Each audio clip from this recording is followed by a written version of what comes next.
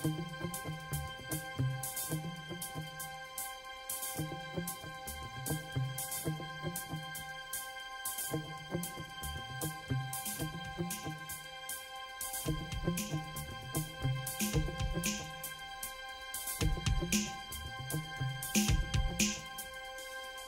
à tous et bienvenue dans Ciné Cool.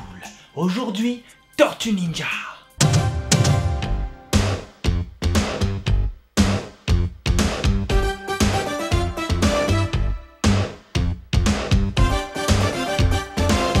Oui, j'en suis désolé, mais je ne l'ai pas en DVD, je ne l'ai pas en Blu-ray, je ne l'ai même pas en VHS. A l'époque, je n'arrivais pas à le trouver en VHS, tout simplement parce que, comme je vous l'ai dit, on ne trouvait pas toutes les cassettes qu'on voulait n'importe où, n'importe comment. Et surtout, il n'y avait pas internet. Donc je l'avais en VHS, mais c'était une VHS enregistrée, et j'avais réussi à récupérer la jaquette sur un télécassette. Télécassette, un magazine qui a aidé énormément de personnes de ma génération à avoir des belles jaquettes pour leurs cassettes enregistrées. Merci Télécassette. Et lorsque les DVD sont arrivés, j'ai essayé de le choper en DVD, alors à l'époque je ne l'ai pas trouvé, et lorsque j'ai réussi enfin à l'avoir, heureusement, j'ai réussi à avoir le renseignement comme quoi ce n'était pas la vraie VF. Apparemment ce serait la VFQ d'origine, sauf que la VFQ d'origine, j'en ai rien à foutre. Car ce film-là fait littéralement partie des films que je connais le plus par cœur. Je connais chaque réplique de chaque personnage, quasiment à tous les moments. Donc forcément, avoir une autre VF, avec d'autres voix qui certes ne sont pas forcément toujours très loin, mais surtout avec d'autres phrases, avec d'autres dialogues, d'autres répliques et d'autres vannes, je peux pas, c'est pas mon Tortue Ninja. Donc voilà, c'est une intro un petit peu chelou, mais voilà, ça me fait chier, je ne l'ai pas en DVD, je ne l'ai pas en Blu-ray, parce qu'évidemment le Blu-ray a encore une fois la même VFQ, on retrouve le même problème que pour le SAP des années 90, bref, on arrête un petit peu l'aparté sur ma version DVD que je n'ai pas, et ça me fait chier. En plus, ils avaient sorti un coffret DVD avec le 1, le 2, le 3, bon, le 3, voilà. Dans tous les cas, ce film-là fait partie de mes films cultes. Pour les gars de ma génération, nous avons vu arriver le dessin animé Tortue Ninja. Nous avons tous récupéré au moins une fois un album Panini Tortue Ninja. Et lorsque le film est sorti au cinéma, on a tous voulu aller le voir. Je n'ai pas eu cette chance. Mais j'ai mon meilleur ami qui y avait été et qui du coup m'en parlait. Et rien que la façon dont il m'en parlait et les affiches que j'avais pu voir ou quelques photos dans un magazine par-ci par-là, je m'imaginais un truc de fou. Et lorsque j'ai enfin réussi à l'avoir en VHS, mais je n'ai absolument pas été déçu. Ce film est vraiment magnifique et vraiment magique. Encore aujourd'hui, je le regarde avec les mêmes yeux pleins d'étoiles que lorsque j'étais enfant. Sa magie opère toujours. Il n'empêche que j'ai conscience de ses défauts qui viennent de son âge et qui pour moi n'en sont absolument pas. Alors certes oui, ça ressemble vraiment à des Tortues Ninja de dessin animé, pas à des vraies tortues qui auraient muté. Mais c'est très bien. Dans ce film-là, les tortues sont des êtres humains en fait. Ils n'ont absolument pas un comportement différent, ils n'ont absolument pas des super pouvoirs comme les X-Men ou quoi que ce soit, c'est juste des tortues humaines qui pratiquent le ninjutsu. Point barre. Exactement pareil que Splinter. Et ça fonctionne du feu de Dieu les gars. Vous pouvez y aller, ce film-là, justement avec ce côté qui pourrait paraître kitsch, donne justement toute sa magie au film. Donne justement son côté dessin animé en vrai.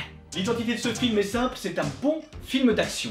Un bon gros film d'aventure, d'action, avec une bonne intrigue, avec des personnages mystérieux, avec des cambriolages. Alors certes, quand tu connaissais les Tortues Ninja, tu savais qui était le clan des foot, mais tu ne savais absolument pas comment ils allaient amener ça. Et en plus, comme la plupart des enfants de mon âge, moi je m'attendais à voir Krang et le Technodrome, etc. etc.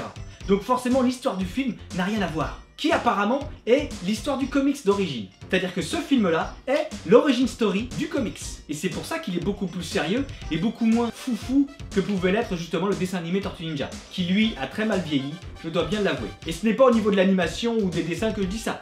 Non, non, c'est vraiment les dialogues et l'histoire et la structure des dessins animés sont vraiment un peu trop foufou et un peu trop sans queue ni tête. On sent que c'est vraiment juste pour faire pour enfants, pour mettre des Tortues Ninja, pour vendre des jouets, etc. etc.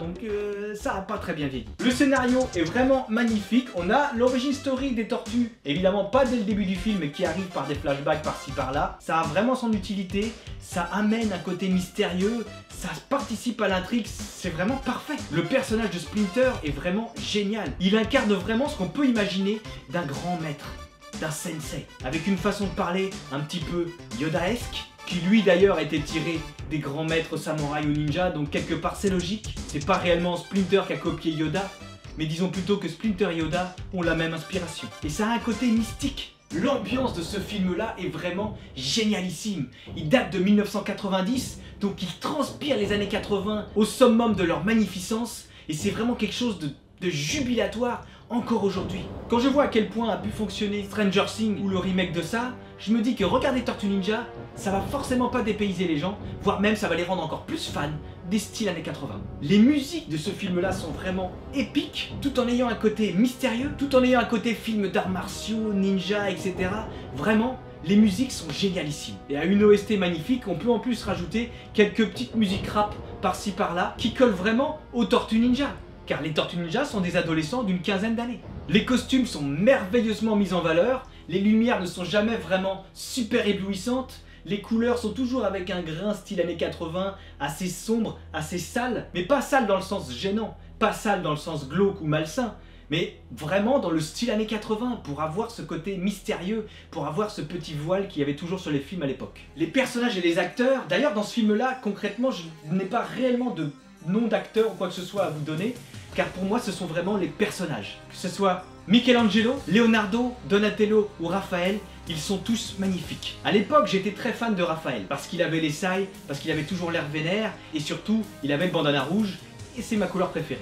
Mais avec le temps, je me suis rendu compte que le personnage que j'adore le plus, en fait, c'est Michelangelo. Il est vraiment génial avec ses vannes, avec son côté drôle, et surtout avec ses nunchakus. Car oui, à l'époque, étant fan de Bruce Lee, je savais faire du nunchak, donc forcément, voir la tortue avec les nunchaks, ça me parlait beaucoup plus, et surtout, je pouvais l'imiter. Tout ça pour dire que chacun des personnages est vraiment génialissime.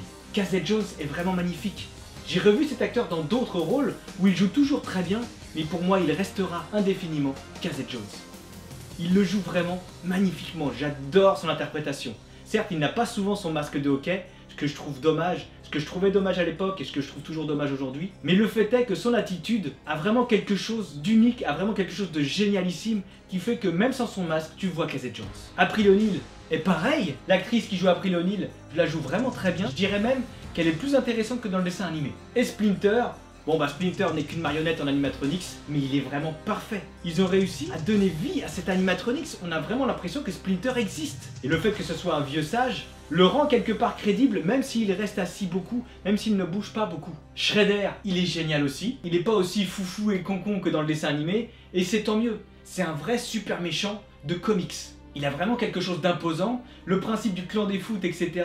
Et avec lui qui joue le grand gourou, c'est vraiment bien amené, on y croit, les personnages campent parfaitement leur rôle. Les Tortues Ninja qui sont joués par des acteurs en dessous le costume, qui au final ne jouent que grâce à leur gestuelle, sont vraiment génialissimes aussi. Leurs attitudes, leurs petites pauses par-ci par-là, leur façon de bouger, leur façon de danser, tout est vraiment parfait. On a l'impression de voir des Tortues Ninja. Les effets spéciaux, bah ce sont les costumes tout simplement, les animatroniques, etc. Et là franchement, il n'y a pas grand chose à dire. Le style années 80, avec ces costumes-là, avec cette perfection dans leurs animations, etc. Dans l'animation des visages, dans les expressions et tout, c'est génial. Le final est vraiment tout ce qu'il y a d'idéal. Concrètement, quand t'es un gamin et que tu regardes ce final-là, cette façon de l'amener, parce que je ne veux pas spoiler pour ceux qui ne l'auraient pas vu, mais c'est vraiment parfait. Ça fonctionne parfaitement. Et c'est cohérent avec toute l'histoire et avec toutes les phrases et tous les proverbes que peut balancer Splinter.